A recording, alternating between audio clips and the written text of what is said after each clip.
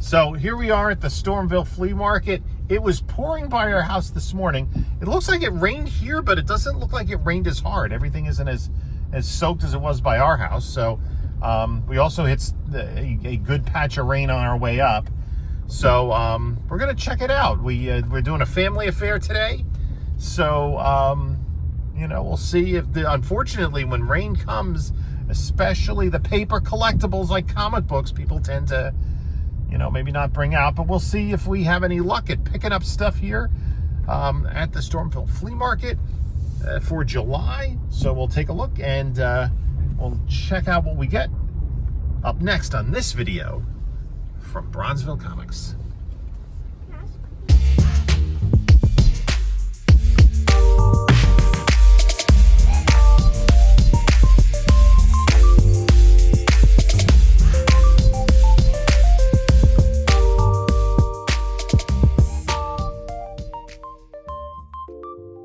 Hello, panelologists. This is Jim from Bronzeville Comics coming to you with another video. And before we get started, please like, comment, subscribe, do that great stuff. Check out the description of this video. There's a link to my eBay store, my email, my whatnot, and my Instagram. And we do whatnot sales Monday nights at 10 p.m. Eastern time. So you can see there, I went up to the Stormville Flea Market, went with the kids. It was pouring when we left the house. And the forecast looked like it was going to finish raining. That was it, because we left the house a little after 7 a.m. But then on the way up, we hit some really heavy rain. And I'm like, oh, is it going to be a complete washout? It was a partial washout. There were a lot of empty spaces where vendors usually set up.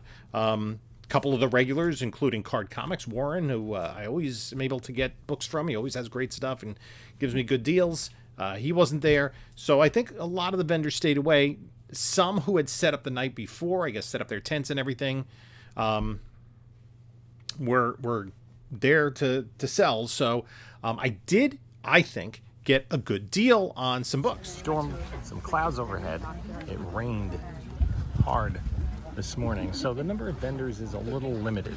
There's a lot more empty space than you ordinarily would see.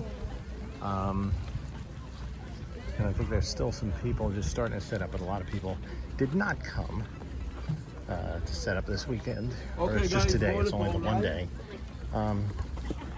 So we found a few things, and a couple of comic vendors had to make a little bit of a deal on some books, and got a couple of books with a PC. So we'll see if we find anything else on this side. So the first one was like $1, $2 books. I picked up Blood Syndicate #1. Don't sleep on these Milestone books. I think DC's kind of brought them back. And if they use any of these characters, we also, let's do this. These were like $1 each. Hardware #1, and these are still polybagged. And then the biggest is Static. There are no Statics. But Icon #1. And this is, after Static, the second priciest #1 of the Milestone books, which was an imprint under DC. Icon has appeared in the Young Justice TV series. So, yeah, this is characters I think we certainly could see in the DCU. Much like people were surprised to see The Authority being a movie come out, don't be surprised if you see these Milestone characters. Certainly. And then there was this Jim Lee cover, Homage Studios swimsuit special from Image. Another Jim Lee cover, Wizard Magazine 14, with the female members of X-Men. And then he was charging like $2 a piece for the Bronze Age books. Picked up a few of these. Doctor Strange 31 with a Namor appearance. This I'm going to put in my spec pile. It's Tales of the Green Lantern Corps #1. This is the first appearance of Aricia, who is another Green Lantern. She's from, I think, Sector 2815, and Hal Jordan's from 2814. There is a romantic relationship between the two of them later on, although she's depicted as quite young in this, and there was an age difference in that. I also grabbed first issue special, #9, with Dr. Fate. So that's a pretty cool book. I already have that in the collection. All-Star Squadron #1. This is going in my PC, because I don't have it already. Shazam 30. Another PC book, Tour #2. And then I always pick up All-Star Comics, it seems. Issue number 62. This is the reboot of the Justice Society. This is Golden Age Superman is included. Wally Wood art. I don't think it's his best work. Keith Giffen laid down the layouts for the book. And then 63 with this Solomon Grundy appearance. A little foreshadowing. Another booth had like some price books. We got a little bit of a deal. A couple of these are pretty nice Jonah Hex issues. Number 23 and number 26. Those will go into Western Night. I already have enough books. Probably in September I'm going to do a Western Night on whatnot. And then I picked this up. I didn't have it in the run. I've kind of been avoiding it, but for the price, and it's actually a pretty sharp copy. Does have a little dirt on it, but it is higher grade. This is first issue special number 2 with the Green Team, Boy Millionaires. And this is the wordiest word balloon, I think, in the history of covers. Some millionaires sit in the sun waiting for something to happen, but not the Green Team. We offer $1 million for each adventure, and we always get our money's worth. This is by Joe Simon, and it is particularly goofy looking, but these characters were brought back recently in, what was the name of the series? DC brought back Lady Cop and all the Metamorpho and Dr. Fate, all the characters in these first issue specials in a mini series, which I have not yet read. So I'm going to I just need one more issue. I think it's the other Joe Simon issue, the Maniacs, is it? And then I picked up this. This is the first appearance of Julia Pennyworth, Alfred's daughter, in Detective Comics 501. Nice copy. So then another vendor I got to, and I had hit them up last time, and I worked a deal, with them. This book I thought was the other books were priced a little bit high, not insanely. So I got a deal. This newsstand edition of Batman 366. This is the first time we see Jason Todd, Ginger Jason Todd, in the Robin costume. So that was a nice pickup. A copy of Wolverine number 1 in a newsstand. This is like in the very fine range, so a nice copy. And then this I needed for the personal collection. And it's a fairly expensive Silver Age key. This is a good, solid mid-grade. I think I have it like at a 5.5. And it is Showcase number 55 with Dr. Fate and Hourman, and also Green Lantern. And it's the first Silver Age appearance of Solomon Grundy. So that is a very cool book. I remember reading the reprint of this. Must have been in a Super Spectacular at some point in the 70s. But we're going to do a read-through of this book. Let's take a look at this book. I believe the art is by Murphy Anderson.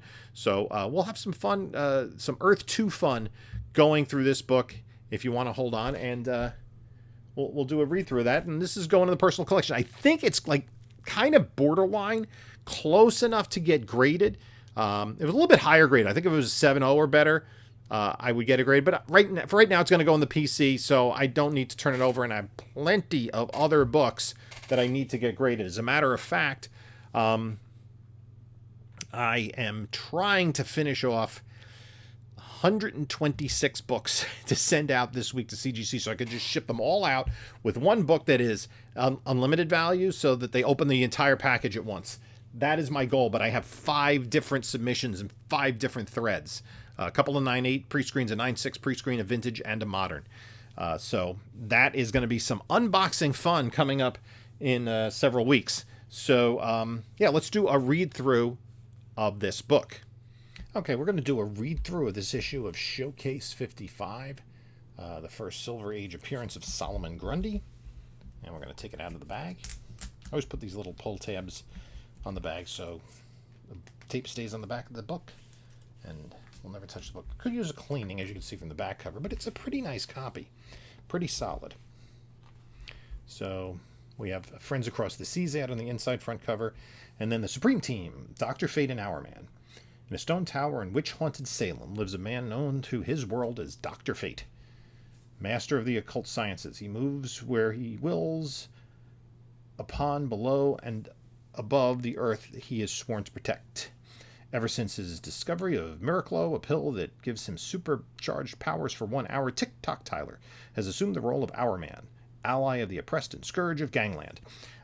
Story by Gardner Fox, who created the Justice Society and the Justice League, and art by Murphy Anderson, one of my favorite DC Silver Age artists, also created Zatanna.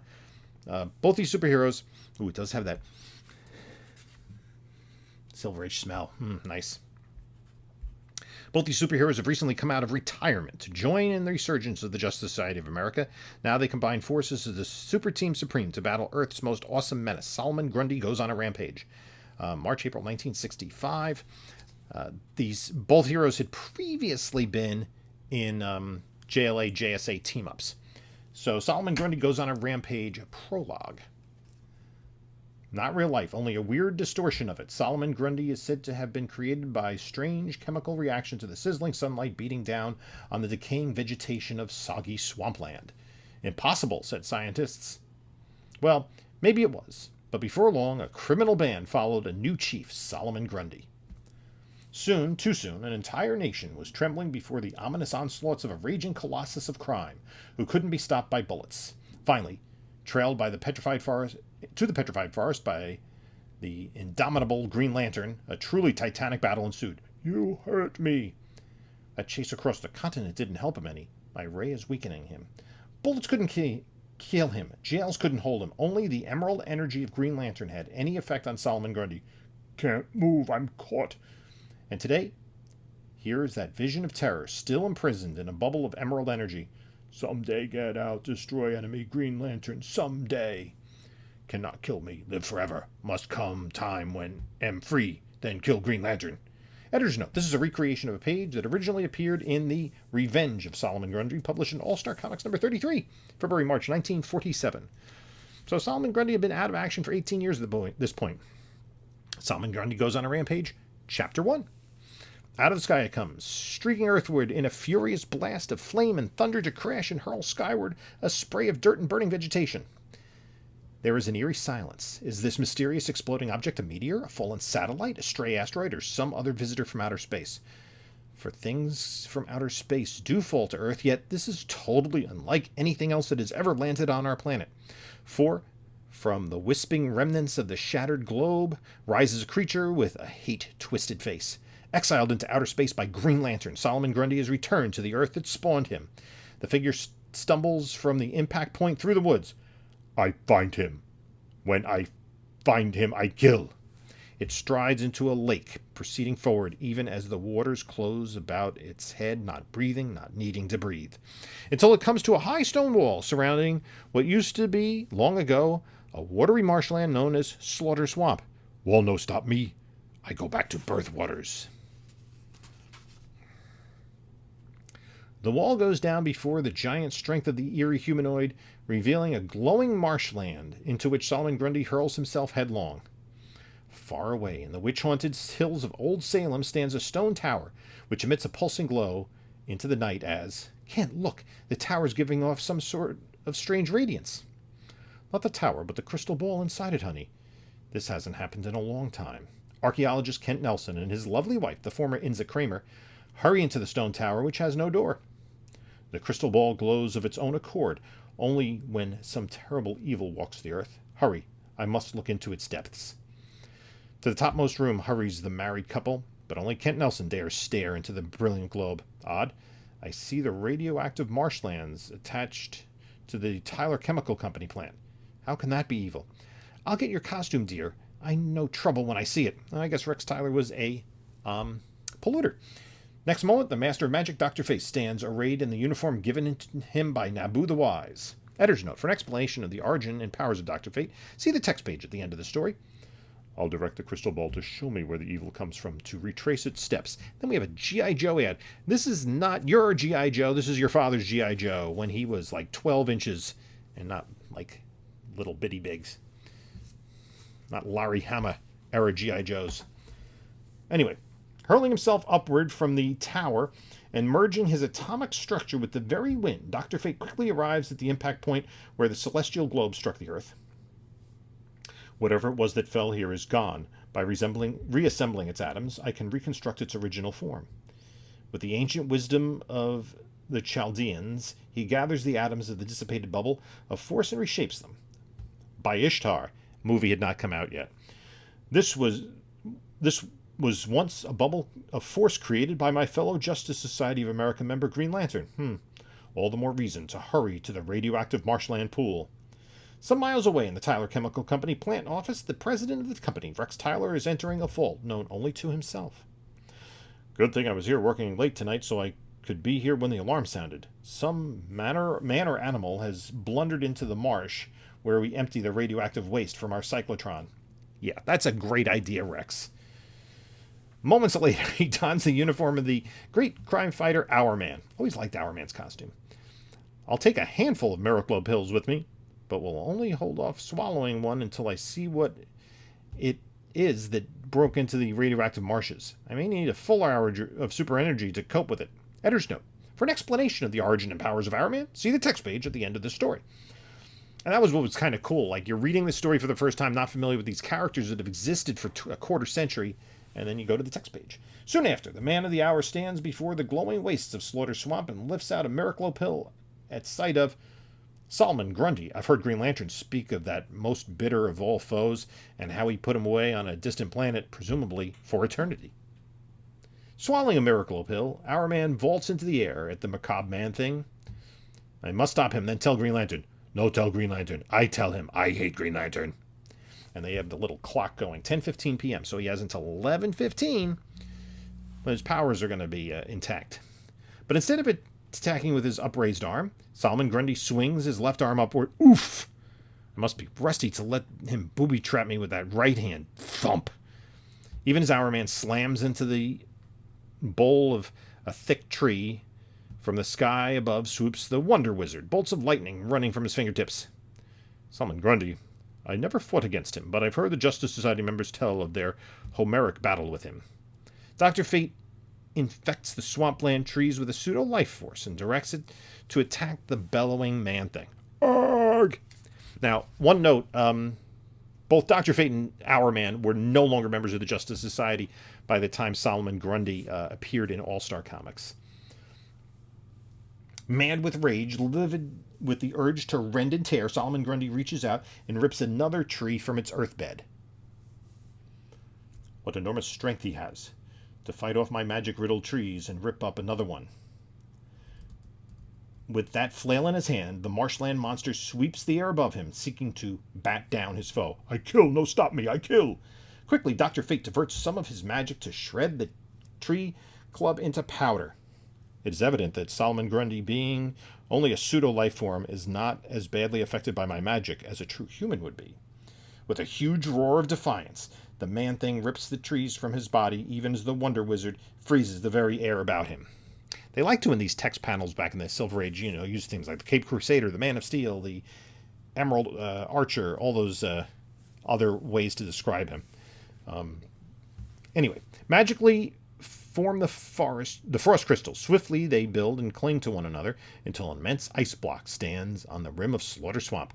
I've imprisoned him, now I'll see to Hourman. But the marshland monster is no ordinary foe. The hate that surges through his body powers muscles that have no human equal. Incredible. I never thought anything could burst the ice I formed around him.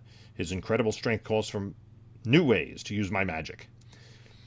As the rending burst of crackling ice fills the night, a groggy Hourman lifts his head. I'll deliberately let Grundy grab hold of me, and when he swings me up to hurl me down at the ground, Dr. Fate in danger? As Dr. Fate is anticipated, Solomon Grundy grips and lifts the magic master, swinging him high into the air. Now that I'm in contact with him, I'll fill his body with electrical magic. High up, the Man-Thing did not exist yet in Marvel Comics, swings his foe, while from Dr. Fate a flood of crackling electrical magic freezes the marshland monster motionless. Dr. Fate needs a helping hand. I've got to knock Grundy out with one well-timed blow. Even as Solomon Grundy stands helpless, electrocuted by magic, Hourman rockets to the defense of his friend, unaware that by so doing he will bring about their own defeat. So now we're at 10:23, so we're only 8 minutes in. For as he jets into action, the deadly magic suddenly seeps out of Solomon Grundy and back into the body of the Wonder Wizard. Thus, as Hourman slams home his energy-packed fist, he frees the Man-Thing from his spell. I kill. Well, what's happening to me? My miracle power is fading away, but the hour isn't up. What's wrong? Story continues on the third page following. So we get some subscription form. Superman, Superboy, Batman. Those are the only ones you get a subscription to. And then, Secret Origins, 80-page giant number 8. I just got, I think, a nice copy of that. Anyway, Solomon Grundy goes on a rampage, chapter 2. Like an electrified log, Dr. Fate crashes into Hourman. The titanic force of their collision drives a wedge of insensibility into their brains as their muscles go limp and their bodies collapse into unconsciousness. Towering high above them is the man-thing from the marshes, filled with hate, his warped and alien mind holding only one thought: I hate, I kill. For a moment, Solomon Grundy stares down at the crumpled, inert forms of his foes, then turns and plods off through the night. While he shuffles along the road leading toward Gotham City, his body glows with weird brilliance, which spreads to nearby objects made of wood. Quivering with half-life, a glowing fence yanks free of the ground that holds it and joins a glowing barrel in the eerie flight through the night air after the demonic man-thing. In an eerie danse macabre, dozens of wooden objects, all afflicted with the radioactive part life given them by Solomon Grundy, trail him to Gotham City. Pocketing an axe handle, he grips the doors of a local bank. I make him come to me. I rob. He no like anyone to rob. Inside the bank, his fingers fasten on the heavy vault door, and I bring him soon now. I take money. He come stop me. Then I kill.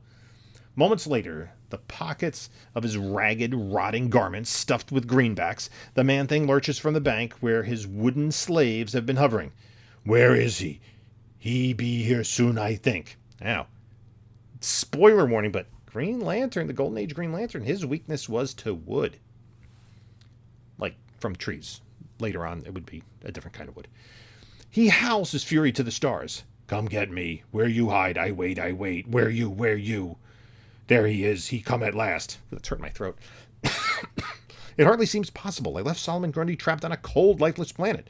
How could he have escaped my globe of emerald energy? From the powering shoots a verdant beam of energy, and as it hits the macabre man-thing and spreads its forms, another bubble of force with which to contain him. There, that does it. Let's see Grundy escape from that. I think he will. For those readers who may be puzzled with the unfamiliar costume of Green Lantern, be advised that this is the Green Lantern of Earth 2. In this other Earth, as contrast to Earth 1, where Green Lantern is really test pilot Hal Jordan, the Emerald Crusader's civilian identity is that of Alan Scott, ex-radio announcer and now president of Gotham City Broadcasting Company.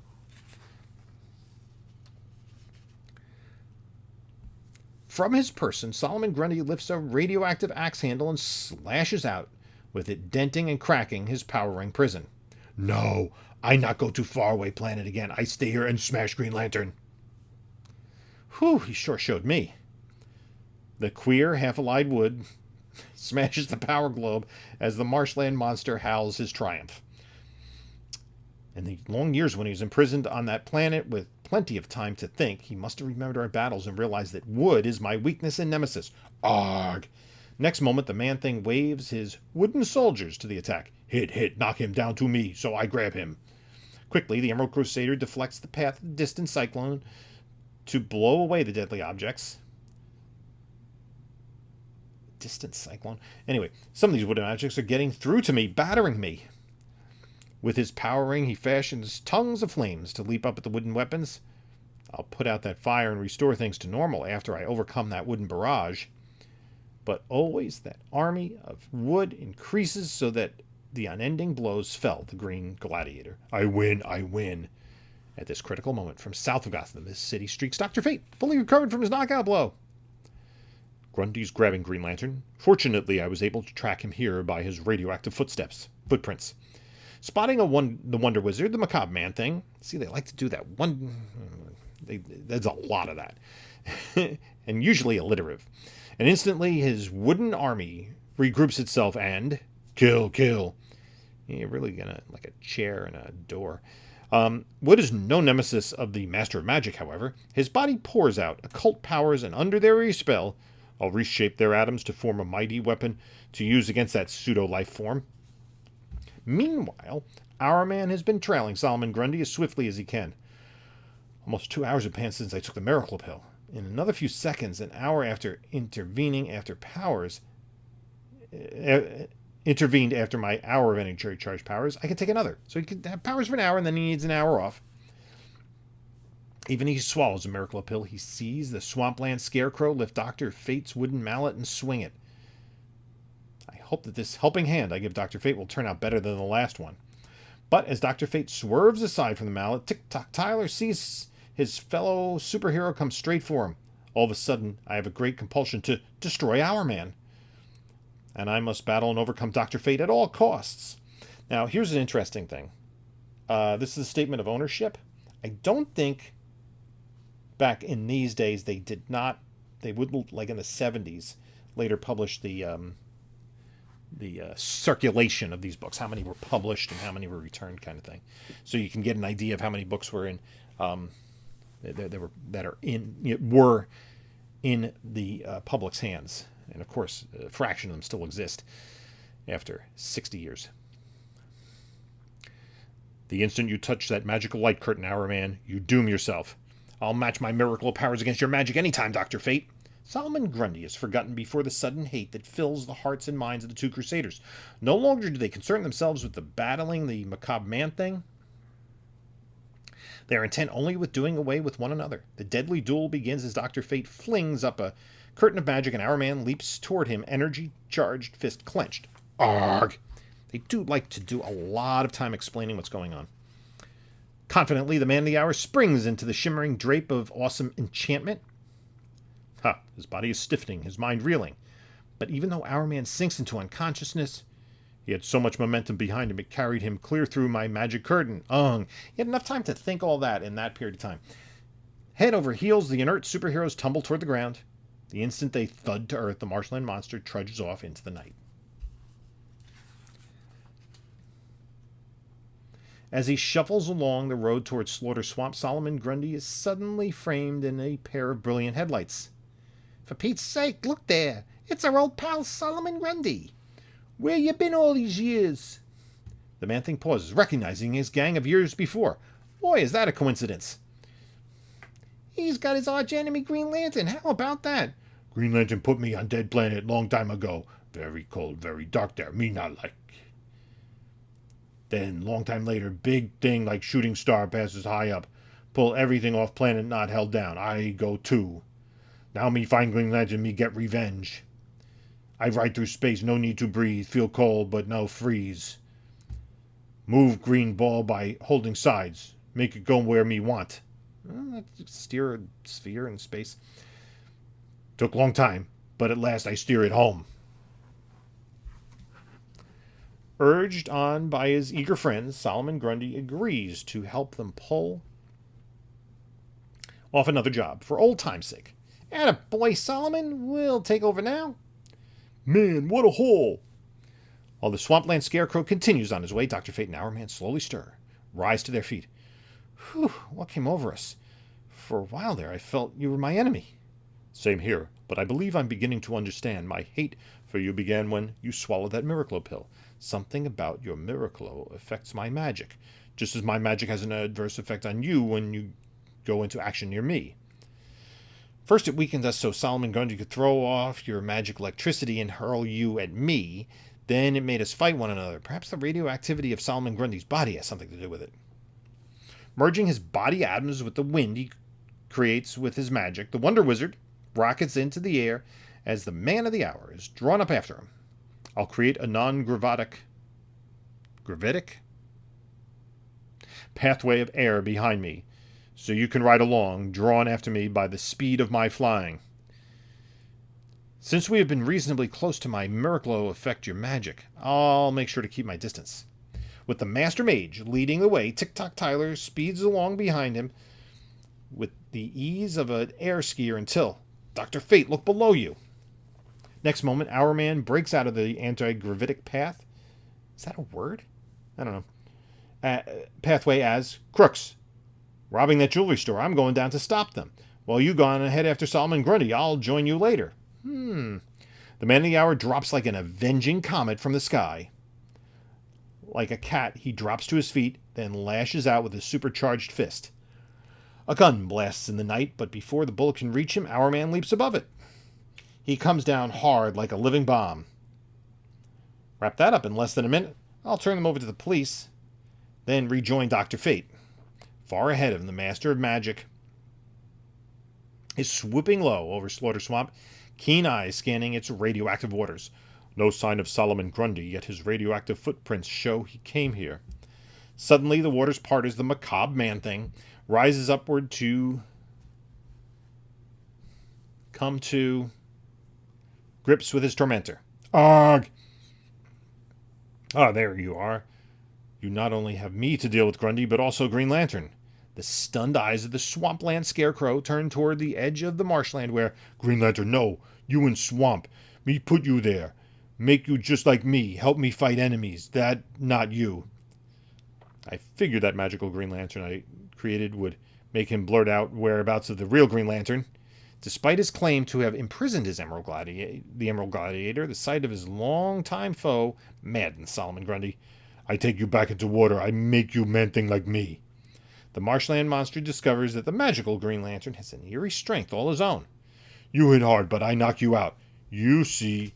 You wait, you see. To one side, Dr. Fate has cast an ancient spell, lifting the glowing waters of Slaughter Swamp upward into the air, revealing a monstrous Green Lantern. Solomon Grundy brought him here to make these radioactive waters turn him into a pseudo-life form like himself.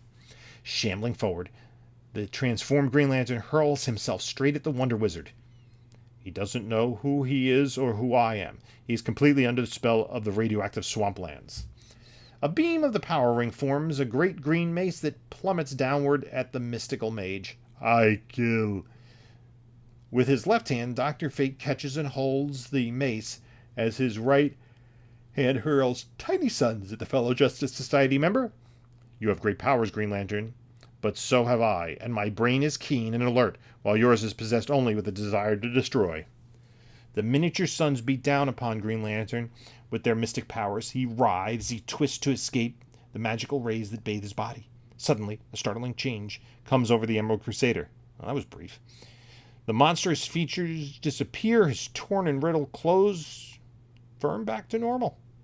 Until, in exhaustion at his ordeal, he drops to his knees. With a bellow of rage, Solomon Grundy turns from the magical Green Lantern toward the real one and sees Dr. Fate standing in his path. You did this. You tricked me. I get you. Now the Wonder Wizard, again the Wonder Wizard, I mean, they told him like 20 times, is in control. However, his magic is never stronger as he hurls a sorcerer's battering ram at his eerie foe. Then out of the night races Hourman, eager to be in at the finish. Attaboy, Dr. Fate, you knocked him within range of my fists. Hold off on your magic while I give him a dose of my super energy.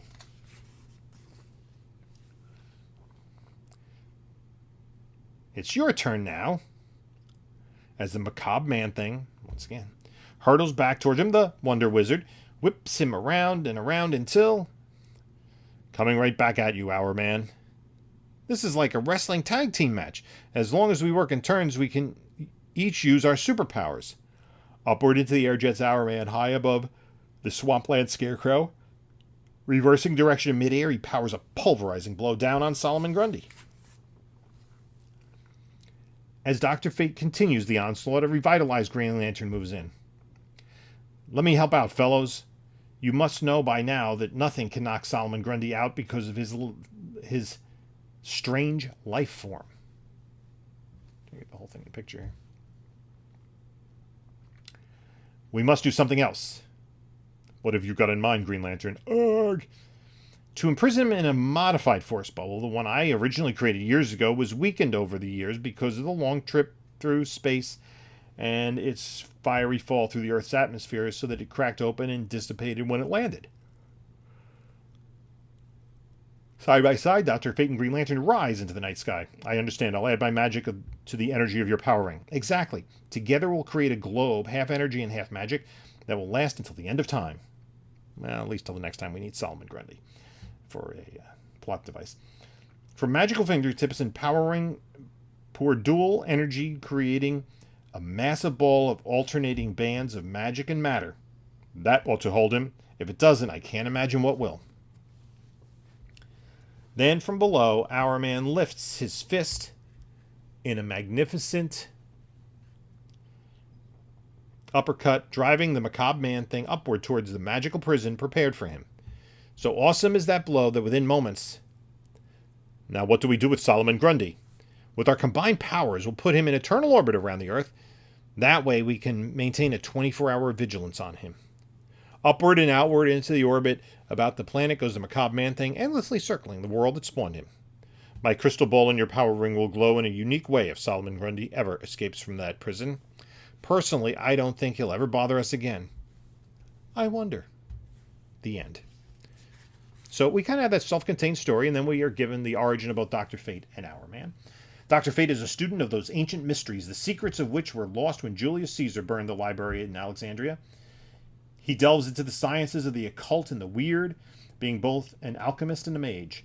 He has learned the ultimate secret of the universe, the true conversion of energy into matter and matter into energy. He lives in a doorless stone tower in witch-haunted Salem. In his civilian identity of Kent Nelson, archaeologist, he is married to Inza Kramer, who shared his many adventures as originally reported in More Fun Comics from his initial appearance in May 1940 issue number 55 through issue number 98. Dr. Fate also appeared in many all-star adventures as a member of the famed superhero organization, the Justice Society of America. The son of an archaeologist, young Kent Nelson accompanied his father Sven to the Valley of Ur in his quest to solve the riddle of the building of the pyramids. There, Kent discovered the living but inert body of Nabu the Wise in a casket. By pushing a lever, Kent sent a flood of gas into Nabu's casket, releasing him from the state of hibernation in which he had lain for centuries. When Kent found his father dead, Nabu remained with him, teaching him the secrets of the universe, the lost mystical arts of Chaldea, I would imagine, and Egypt, Babylon, and Sumer. Nabu was from Cilia, a planet that orbits close to Earth once every several thousand years. When he was about to return home, he gave Kent Nelson the blue and gold uniform, which he was to wear in his adventurous career as Dr. Fate. Recently, Dr. Fate reappeared with the revived Justice Society to help its counterpart on another Earth, the Justice League, combat the crime champions and the crime syndicate of America. So this is after Justice League America was at 2930 with the crime syndicate from Earth 3. Our Man, for 1 hour, thanks to the Miracle Pill, he became endowed with supercharged energy. At the end of that hour, he once again was a normal human being. His name was Rex Tyler, and he made his first appearance in Adventure Comics in the March 1940 issue as Our Man. The inventor of Miracle, Tick-Tock Tyler, soon discovered that his powerful chemical transformations transformed him from a meek, mild chemist to Our Man, a fleet-footed man with the strength of a giant and the leaping ability of a super athlete and a body insensible to harm. Since his great powers lasted precisely 1 hour, he hung an hourglass about his neck to keep track of the time. When he first began his adventures, his superior at the chemical plant assured him he would never amount to anything because of his meekness. But today he owns that chemical plant and runs it with business skills and acumen. Our Man, too, is a charter member of the Justice Society of America, but was granted a leave of absence and replaced by Starman in All-Star number 8. Subsequently, in issue 83, Our Man was given another leave of absence, this time from Adventure Comics. Until his recent appearance in Justice League America, he'd remained in quiet retirement. Until that is, he was summoned out of that retirement, as was Dr. Fate, by the crisis on Earth 1 and Earth 2, battling side by side with such former friends as Flash, Green Lantern, Atom, Hawkman, and the Black Canary. Our Man found a new love of life. Today he keeps his Miracle of Pills and his Our Man costume in the secret vault in the Tyler Chemical Company plant, ready for any sudden emergency, such as the one he is presented with in this issue. The reappearance of the marshland monster, Solomon Grundy. And that concludes our read-through of Showcase number 55. Dr. Fate and Our Man for Silver Age appearance of Solomon Grundy. So I've done a read-through before, actually from the same vendor, last time, the Swamp Thing number 1. And I do have another one in the hopper already on a classic issue, one of my all-time favorites. This is our first Silver Age read-through, so let me know what you think about it. Do you enjoy these, or are my voices ridiculous? Should I never do this again? Let me know in the comments below what you think of these books. In the meantime, you can take a look at a couple of my other videos here. And this is Jim saying until next time, enjoy your comics.